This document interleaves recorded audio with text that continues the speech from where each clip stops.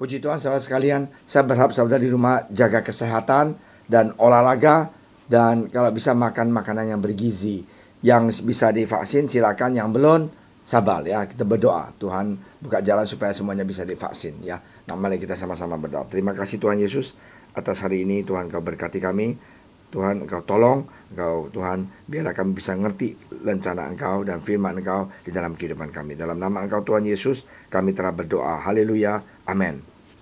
Saudara sekalian, kita akan diskusi tentang bagaimana Rasul Paulus menulis surat kepada gereja Kolose.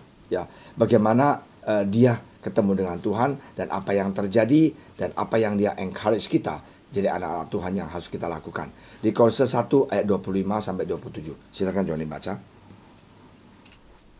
Kolose 1 ayat 25 sampai 27.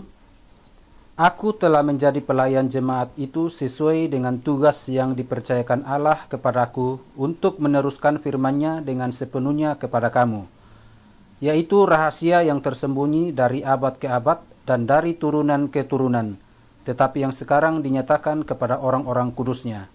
Kepada mereka Allah memberitahukan betapa kaya dan mulianya rahasia itu di antara bangsa-bangsa lain, yaitu Kristus ada di tengah-tengah kamu, Kristus yang adalah pengharapan akan kemuliaan. Puji Tuhan. Saudara sekalian, kita mau bahas tentang rahasia yang tersembunyi dari abad ke abad dan dari turunan ke turunan, tetapi yang sekarang dinyatakan kepada orang-orang kudusnya. Nah, di ayat 27 dikatakan apa? Allah mau memberikan betapa kaya dan mulianya rahasia itu. Rahasia Tuhan itu kadang-kadang beda dengan apa yang ada di dunia ini. Nah, ada orang mengatakan, kenapa ya Pak, kita orang Kristen tiap kali ngalah dan ngalah dan ngalah. Bayangkan, ya, difitnah masuk penjara, diam aja, ikutin. Nggak apa-apa, ya saya di penjara-penjara. Nah, udah nggak salah, dibilang salah. Nah, kenapa kita orang Kristen ini beda dengan yang lain? Karena kita tahu tujuan hidup ini kemana. Dan rahasia ini kadangkala kita tidak bisa dengan kekuatan kita dan mata kita, dengan logik kita untuk pahamin. Nah, ini ada satu cerita yang sungguh menyentuh hati saya, yaitu di dalam perang Korea Selatan dan Utara terjadi satu cerita di tahun 1866 ya, bulan 8. Ada seorang misionaris membawa Alkitab, menginjilin ke Korea. Dan apa yang terjadi karena mereka perang dan semua misionaris dibunuh, orang bule-bule semuanya dibunuh. Dan saya pernah waktu pelayanan di Tiongkok itu kita digeblek dan polisi datang, perkumpulan kita ada 50 orang. Saya salah satunya di sana. Dan kebetulan wajah saya tidak ada banyak beda. Dan saya dibaca namanya, saya dibebaskan. Tapi ada satu teman saya, orang Amerika, kulitnya hitam, maaf, dan dia ditahan dan diintrospeksi 7 jam. Kenapa kamu di sini? Bla bla bla bla. Nah, hari ini orang ini cerita ini benar, ya ini cerita yang benar, bahwa dia adalah orang bule dari Amerika dan akhirnya mereka mau membunuh semuanya. Misionaris menganggap bahwa mereka mengkacaukan bangsa ini. Dan Tom ini membawa 3 Alkitab. Dan sebelum kapalnya itu sudah dibakar, mau ditenggelamkan, dan dia lari, dia keluar dan sampai di jetty ya, di tempat di mana itu di darat, dan dia bawa karena dia tahu bahwa Alkitab pada saat itu susah banget, dan dia pegang dan dia mau serahkan ke tentara itu karena dia sudah berdarah-darah. Akhirnya tentara ini nggak lihat dia, pakai pedang tusuk dia sampai mati di saat itu. Misionaris umur 26 tahun bersama istrinya masih hamil, dan akhirnya istrinya juga meninggal dan dia juga meninggal. Kelihatannya kalah, kelihatannya nggak ada artinya, kelihatannya kasihan dah loh. Tetapi waktu tentara itu mentusuk misionaris itu, ada satu anak umur 12 tahun di sana melihat segalanya itu, dan dia lihat 3 Alkitab itu. Dan sesudah beres, dia ambil Alkitab itu, dia bawa pulang.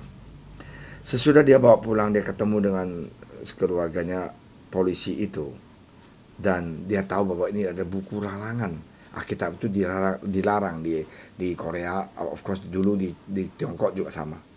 Akhirnya apa yang terjadi? Karena dia itu tidak ngerti bagaimana dia ambil, karena kertas ya, Alkitab di kertas ya, dia sobek, dia tempel ke tembok. Dan saudara sekalian, itu adalah firman Tuhan ya. Kita tidak membela. Aku bilang kalau orang mau bakarin Alkitab, kita mah sebodoh lah ya, kita cetak lagi, kita beli lagi. Dan dia tempel di tembok. Apa yang terjadi? Bahwa banyak orang baca di tembok itu, akhirnya bertobat. Wow, misionaris meninggal, Alkitab 3 itu nggak diapa-apain. Seorang anak umur 12 tahun dapat Alkitab itu, bawa pulang ke omnya, dan omnya pakai dia punya Alkitab itu tempelin ke tembok. Anggaplah ini adalah lumah Alkitab, tapi dia nggak tahu artinya lumah Alkitab itu apa. Dan akhirnya orang itu datang ke sana belajar Alkitab, dan akhirnya itu menjadi tempat ibadah dan gereja. Nah, ribuan orang, bahkan ratusan ribu orang bertobat karena ada lumah itu. Hari ini, inilah rahasia Tuhan. Kadang-kadang nggak masuk akal buat kita, ya nggak masuk logik kenapa ini terjadi. Tapi ada mujizat di belakang itu. Satu orang meninggal, ribuan jutaan orang bertobat. Nah, inilah yang Tuhan mau memberikan kita semangat waktu kita melayani Tuhan. Kalau kita belum lihat hasilnya, jangan kita sedih. Yang penting kita tanamkan benih itu. Tanam. Ya, kita sampaikan ke orang lain. Yesus sayang sama kamu. Yesus cinta pada kamu. Dan mujizat itu pasti tetap ada. Ya, may God bless you. Ingat, Tuhan Yesus yang kita sembah itu, Dia adalah Tuhan yang telah bangkit di antara orang mati. Bukan Tuhan yang mati, tapi Dia adalah Tuhan yang hidup. Jangan kita cari Yesus di kuburan itu. Seperti Maria Magdalena, siapin lempah-lempah, mau sembahyang Tuhan. Tidak. Tuhan kita telah bangkit dan telah menang atas segala kematian, segala masalah kita, pergumulan kita, problem keluarga kita, problem anak kita, problem orang tua kita. You name it, from A to Z. Semuanya problemnya itu, Tuhan telah menang atas segalanya. Mari kita percaya pada Dia.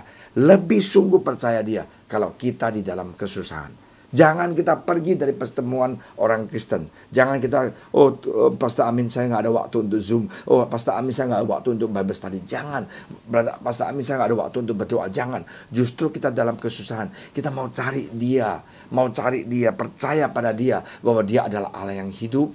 Bahwa kita akan lihat bahwa Tuhan buka jalan. 1 pintu buka, 2 pintu buka, dan 3 pintu buka. Know your purpose in life, and you will see the miracles happen in your life if you trust the Lord. Taulah tujuan hidup kamu, dan percaya, datanglah kepada Tuhan. Mujizat itu akan datang seandai katanya kamu percaya pada Tuhan. May God bless you. Semangat, dan ingat, Yesus itu adalah Tuhan yang hidup. Mari kita berdoa. Tuhan Yesus, terima kasih Tuhan atas hari ini yang begitu luar biasa. Tuhan berikan kami contoh Tuhan. Seorang misionaris yang meninggal. Tuhan, tetapi Tuhan, gereja Engkau dibangun karena korban 1 jiwa. Tuhan, pakailah kami Tuhan untuk bisa memuliakan nama Engkau. Bentuklah kami Tuhan. Berikan kami hati yang tulus untuk bisa lebih dekat dengan Engkau, lebih cinta Engkau, dan cinta persekutuan bersama saudara-saudara seiman. Terima kasih Bapak. Sekali lagi kami serahkan bangsa negara Indonesia yang kami cintai tangan Engkau. Berkatilah bangsa negara kami. Pakailah dokter dan suster yang di front line Tuhan. Berikan mereka kesehatan untuk bisa menjaga orang yang kena COVID. Yang saudara-saudari kami yang kena COVID, Tuhan tolong sembuhkan mereka Tuhan. Jaga kesehatan Tuhan supaya mereka cepat pulih. Terima kasih Bapak. Kami sudah lihat banyak mujizat terjadi Tuhan. Banyak saudara kami yang positif sekarang sudah negatif. Ini semuanya adalah anugerah Engkau. Dalam nama Engkau Tuhan Yesus kami telah berdoa.